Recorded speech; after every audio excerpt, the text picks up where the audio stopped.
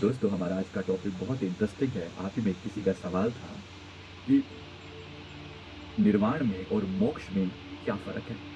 निर्वाण की बात बुद्धत्व में आती है, मोक्ष की बात सनातन धर्म में आती है, थोड़ा-सा फ़र्क है।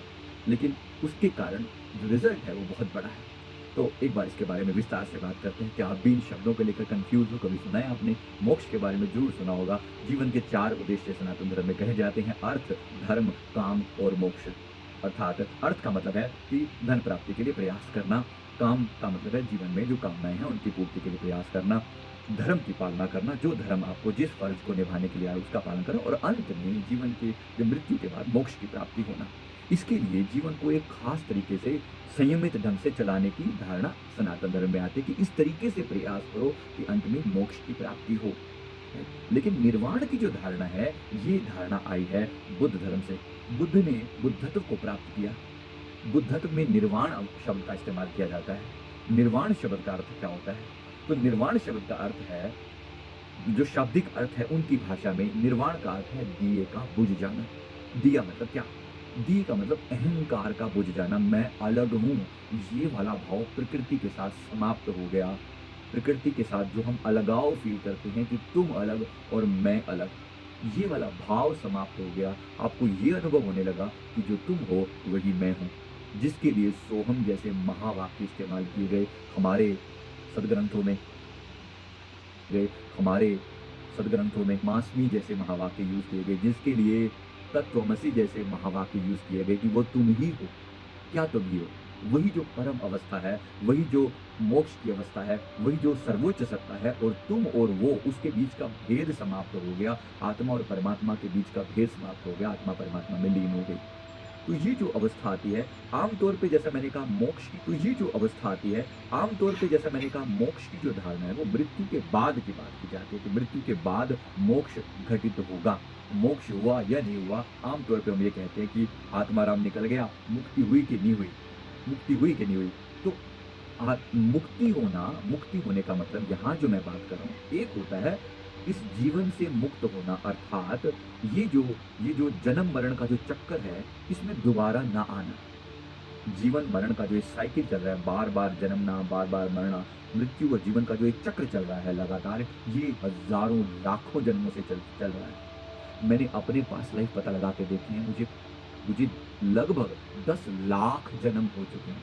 10 लाख टाइम अलग-अलग रूपों में इस धरती पर और अन्य ग्रहों पर मेरा आना-जाना हुआ है। ये मैं अपने बारे में बता रहा हूँ। मैंने अन्य लोगों के बारे में देखा। इसी तरह अन्य लोगों के भी, किसी के 2 लाख, 5 लाख, किसी के मेरे से भी ज़्यादा, मतलब और जन्म भी हो चुके हैं।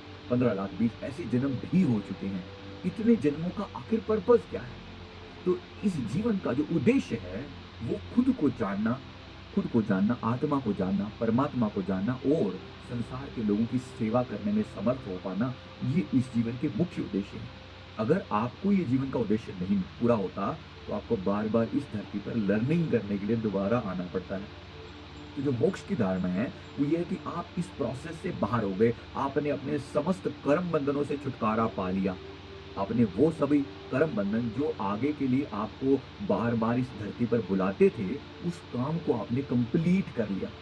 उस काम को आपने कंप्लीट कर लिया और अब आप यहाँ से मुक्त हो, इस आवागमन में दोबारा आपको आने की आवश्यकता नहीं है। इसको हम मोक्ष कहते हैं। लेकिन ये नॉर्मली ये धारणा होती है मृत्यु के बाद घटित। इसी तरह से बात की जाती है, भगवान श्री कृष्ण जीवन मुक्त अवस्था की बात करते हैं। अन्य संतों ने भी जीवन मुक्त अवस्था की बात की है। जीवन मुक्त का मतलब जीवन में रहते हुए मुक्त हो जाना।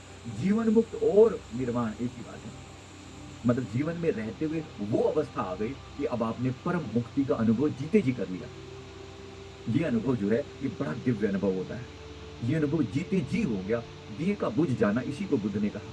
निर्वाण हो जाना, दोनों एक ही बात है। जीवन मुक्त और निर्वाण एक ही बात है, जो कि जीवन में रहते हुए हो जाती है। जैसे भगवान बुद्ध को अवतरित घटित हो गया, लगभग 40 साल की एज में उनको निर्वाण घटित हो गया, निर्वाण हो गया, निर्वाण हो गया। लेकिन उसके बाद बुद्ध जो बुद्धत्व घटित हो गया, सेल्फ रियलाइजेशन हो गया, आत्मज्ञान हो गया। अब उसके बाद बुद्ध 40 साल और जिए, लेकिन तब जीवन मुक्त अवस्था में जिए।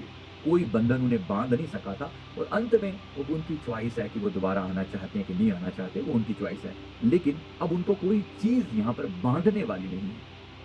राइट? तो जीवन मुक्त का मतलब जीते जी मुक्त हो जाना, निर्वाण मतलब जीते जी मुक्त हो जाना।